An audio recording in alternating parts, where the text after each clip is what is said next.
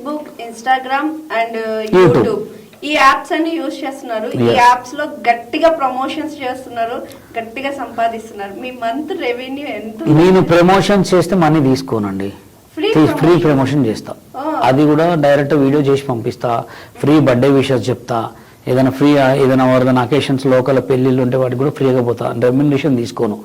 నేను song choreography కూడా ఎవరన్నా మన అనుకునే వాళ్ళు సాంగ్ కొరియోగ్రఫీ ఫ్రీగా చేస్తా. నేను రెమ్యునరేషన్ తీసుకునేది సంగీత్ కొరియోగ్రఫీకి, ఏదన్నా సాంగ్స్ కొరియోగ్రాఫ్ చేయాలంటే తీసుకుంటా. ఇంకోటి ఏంటంటే ఫేస్బుక్లో రెవెన్యూ వస్తుంది, ఇన్స్టాలో రెవెన్యూ వస్తుంది.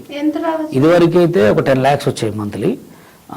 ఇప్పుడు కొంచెం తగ్గింది, ఎందుకంటే ఇప్పుడు మొత్తం కొంచెం అమెరికాలో ఈ గొడవల వల్ల నెలకు 1 లక్ష రూపాయలు రావడానికి గగనం అయిపోయింది మొత్తం అందరికీ. ప్రతి ఒక్కరికి తెలిసి ఈ విషయం, ఎవరు బయట పెట్టుకోవట్లే. ఇదివరకు నాకు 10 lakhs ఈజీ వచ్చాయి. 1 కోటి రూపాయలు తీసుకునే వాళ్ళు ఉన్నారండి ఎవరి మంత్. 1 కోటి రూపాయలు తీసుకునే వాళ్ళు ఉన్నారు. ఫేస్బుక్ లో కూడా కోట్లు తీసుకునే ఉన్నారు. అంటే ఇప్పుడు తగ్గిపోయింది రెవెన్యూ. రెవెన్యూ మీన్స్ తగ్గిపోవడానికి కారణం ఏంటంటే అది ఫేస్బుక్ చూసి యూట్యూబ్ కూడా తగ్గించిండు, యూట్యూబ్ కూడా చూసి ఫేస్బుక్ కూడా తగ్గించేసిండు మొత్తం. ఇదివరకు 1 million పోతే $30 వచ్చాయి, ఇప్పుడు 1 million పోతే $2 వస్తున్నాయి. అది అందుకోసమే ఎక్కడ కూడా అంత యాక్టివ్గా లేము.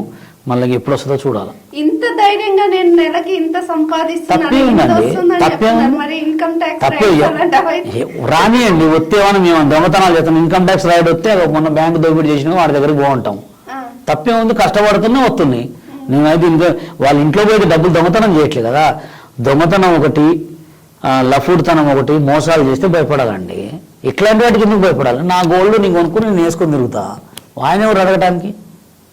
అవునా? ఏం చేస్తున్నామంటే మా అంటే 20 కోట్లు 30 కోట్లు 40 కోట్లు అయితే ఏం లేవు. నాకు సరిపోను ఉన్నాయి. సరిపోనంటే ఇల్లు కొనుక్కున్నా, కారు కొనుక్కున్నా, అన్నీ ఉన్నాయి, గోల్డ్ కొనుక్కున్నా, అన్నీ ఉన్నాయి, మంచి మంచి మొబైల్ అన్నీ ఉన్నాయి. తప్పే ఎక్కువ మనీ అయితే 10 కోట్లు 20 కోట్లు 5 కోట్లు అట్లా అయితే లేవు. నాకు బతకడానికి నాకు ఉన్నాయి. అంటే యూట్యూబ్ ద్వారా మీ సేవింగ్స్ మీరు లైఫ్ లాంగ్ ఉండడానికి సంపాదించుకుంటున్నాను అంతే. తప్పే ఉంది దాంట్లో. దొంగతనం అయితే చేయట్లేదు. ఏ బ్యాంకులలో లోన్లు తీసుకొని కట్టకుండా అయితే ఉండట్లేదు. వాళ్ళని పోయి అడగాల, మన అడుగుతారా? అడగనియండి, ఇంకా ఫేమస్ అవుతాం. ఈ మధ్య మీరు గట్టిగా ఒక మూవీ మీద ఒక స్టెప్ మీద కాంట్రవర్సీ చేశాను. ఏంది దాని వెనక స్టోరీ? తండేల్లో ఉన్న స్టెప్ కి మీకు ఏంటి సంబంధం? తండేల్లో ఉన్న స్టెప్ నాదే అనేది కాదు. డాన్స్ అనేది ఎవడబ్బా సొత్తు కాదు.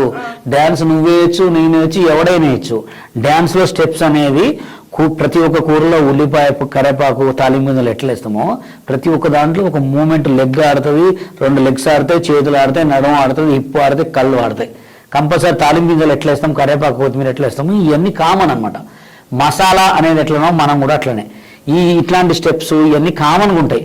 కొంతమంది ఈ స్టెప్ నాది అంటే నీది కాదురా. డ్యాన్స్ అనేది ఎవడబ్బా సొత్తు కాదు, అందరిది. ఏ స్టెప్ ఏ దాంట్లోనైనా కలవచ్చు.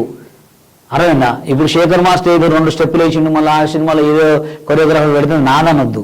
స్టెప్ రిలేషన్ తగ్గుతాయి. టీషర్ట్లు ఇదే మోడల్లో రకరకాలు ఉండవా? ఇదే పాయింట్లు ఇట్లా ఈ చిన్న పాయింట్లు ఇక్కడ రకరకాలు ఉంటాయి. ఉన్నంత మాత్రం ఈ పాయింట్ నాదే నేనే చేసిన అంటే తప్పు కదా. కామన్ అది. ఎవడు ఏ స్టెప్ అయినా వేసుకోవచ్చు. డ్యాన్స్ అనేది ఎవడబ్బా సొత్తు కాదు. ఒక ఒక ఒక గాడ్ ఇచ్చిన గిఫ్ట్ అది. అది ఎవడైనా వస్తుంది అంతే. హాయ్ ఎవ్రీవన్, నేను మీ Pavani. Please like, share and subscribe GRTV. Hi, I'm Jyoti Singh. Please like and subscribe GRTV channel. అందరికీ నమస్కారం, నా పేరు Sambit. Please like and subscribe GRTV. Thank you.